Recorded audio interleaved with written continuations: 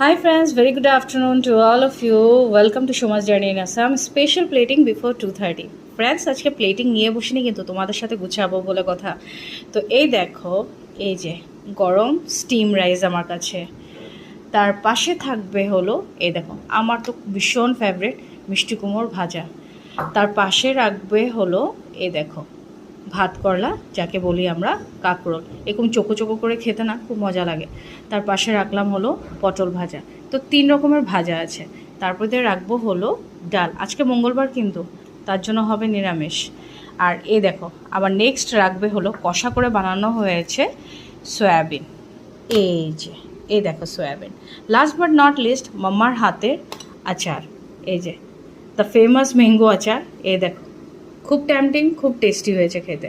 তো আমি এই দেখিয়ে দিলাম তোমাদেরকে একবার রাউন্ড করে যে আমার খাবার পাতে কী কী আছে। গরম ভাতের পাশে 3 রকমের ভাজা রাখলাম, তারপরে রাখলাম হলো ডাল, আর এদিকে আছে হলো সয়াবিন, আর এদিকে মাম্মার হাতের আচার।